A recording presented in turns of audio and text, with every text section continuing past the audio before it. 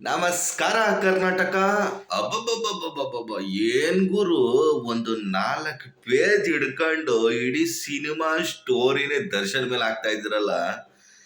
ನನಗೆ ಸಿಕ್ಕಾಪಟ್ಟೆ ಡೌಟ್ ಇದೆ ಗುರು. ಏನಂದ್ರೆ ಇವಾಗ ದರ್ಶನ್ ಒಂದು ಸ್ಟೇಟ್ಮೆಂಟೇ ಹಿಡ್ಕೊಂಡು ನೀವು ದರ್ಶನ್ ಹೇಳಿದ್ದಾರೆ, ಅವರೇ ಓದಿದ್ದಾರೆ ಅಂತ ಅವರೇ ಸ್ವಇಚ್ಛಾ ಹೇಳಿಕೆ, ದರ್ಶನ್ನೇ ಹೇಳಿದ್ದಾರೆ ಗುರು.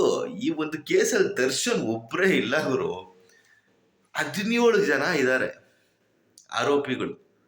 ದರ್ಶನ್ ಒಬ್ಬರೇ ಸ್ವಇಚ್ಛಾ ಹೇಳಿಕೆ ಕೊಟ್ಬಿಟ್ರೆ ಆಗೋದಿಲ್ಲ, ಎಲ್ಲರದು ಇರುತ್ತೆ. ನೀವ್ ಯಾಕೆ ದರ್ಶನ್ ದರ್ಶನ್ ದರ್ಶನ್? ನನ್ಗೆ ಅದೇ ಅರ್ಥ ಆಗ್ತಾ ಇಲ್ಲ. ಸ್ವಇಚ್ಛಾ ಹೇಳಿಕೆ, ಅದರಲ್ಲಿ ದರ್ಶನು ಕೂಡ ಹೇಳಿದ್ದಾರೆ, ಹೌದು ನಾನು ಹೊಡೆದಿದ್ದೀನಿ, ನಾನು ಹೊಡೆದು ಹೋದ್ಮೇಲೆ ಅವ್ರು ಬದುಕಿದ್ರು, ಅದಾದ್ಮೇಲೆ ನಾನು ಹೋಗ್ಬಿಟ್ಟೆ, ಆಮೇಲೆ ನೋಡ್ಕೊಳ್ಳೋ ಬಿಟ್ಬಿಡ್ರು ಅಂತ ಹೇಳಿದೆ.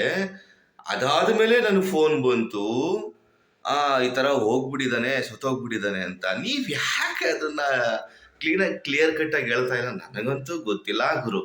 ಅದನ್ನ ಹಿಡ್ಕೊಂಡು ರಬ್ಬರ್ ಹೇಳ್ದಂಗೆ ಎಳಿತಿದ್ದೀರಲ್ಲ ಶಿವ, ಸಾಕು ಬಿಡ್ರಪ್ಪ. ಅಯ್ಯೋ, ಇನ್ನೂ ಚಾರ್ಜ್ ಶೀಟು ಫುಲ್ ಕೊಟ್ಟೇ ಇಲ್ಲ ಗುರು. ಲಾಯರ್ಗಳಿಗೆ ಇನ್ನೂ ಟೆಕ್ನಿಕಲ್ ಎವಿಡೆನ್ಸ್ದು ಇನ್ನೂ ಡಾಕ್ಯುಮೆಂಟ್ ಪೆಂಡಿಂಗ್ ಇಟ್ಟಿದ್ದಾರೆ. ಈ 12ನೇ ತಾರೀಕು SPP ಅವರು ಕೊಡ್ತೀವಿ ಅಂತ ಹೇಳಿದ್ದಾರೆ.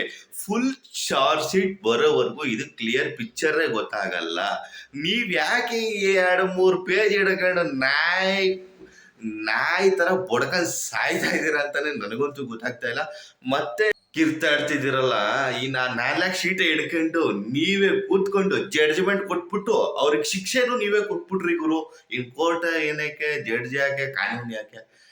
4 ಪೇಜ್ ಹಿಡ್ಕೊಂಡು ಯಾಕ್ರಲ್ಲ ಇಷ್ಟೆಲ್ಲ ಹಿಂಸೆ ಕೊಡ್ತಾ ಇದ್ದೀರಾ ದೇವ್ರೇ? ಮತ್ತೆ ಸ್ನೇಹಿತರೆ, ನನಗಂತೂ ನೋಡಿ ಸಾಕಾಗೋಗಿದೆ. ನಿಮಗ್ ಏನ್ ಅನ್ನಿಸ್ತಿದೆ ಅದನ್ನ ಕಮೆಂಟ್ ಬಾಕ್ಸ್ ಅಲ್ಲಿ ತಿಳಿಸಿ. ಆದಷ್ಟು ಈ ಒಂದು ವಿಡಿಯೋನ ಶೇರ್ ಮಾಡಿ. ನಮಸ್ಕಾರ.